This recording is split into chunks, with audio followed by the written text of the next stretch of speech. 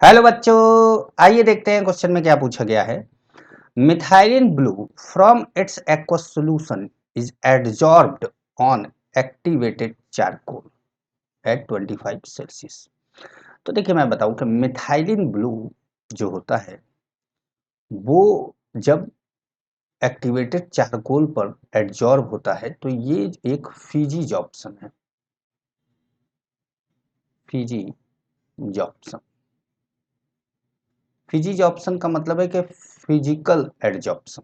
इसमें कोई बॉन्ड नहीं बनता, बस जाकर जुड़ जाते हैं और एक तरह का आप कह सकते हैं कि वंडरवॉल फोर्स ऑफ इंटरेक्शन होता है। ठीक है। For this process the correct statement is the adsorption required activation at 25 Celsius. देखिए कोई एक्टिवेशन एनर्जी की जरूरत नहीं पड़ती, क्योंकि ये कोई केमी जॉप्सन नहीं है, कोई बॉन्ड नहीं बन रहा है। तो ये स्टेटमेंट तो क्या है, गलत है।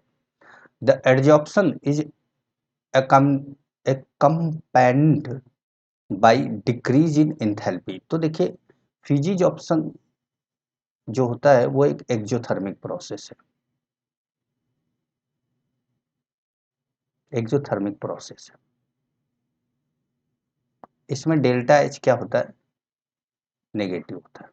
तो डेल्टा एच नेगेटिव होता है तो इसका मतलब डिक्रीज इन एंथैल्पी होता है। तो ये बात बिल्कुल सही है।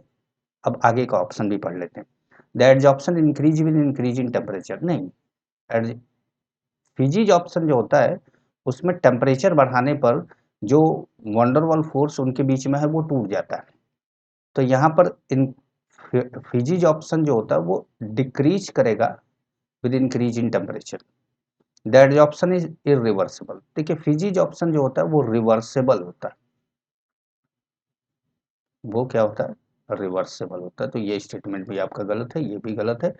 केवल बी वाला सही है। आई होप आप लोगों को ये बात समझ में आई होगी। Best of luck.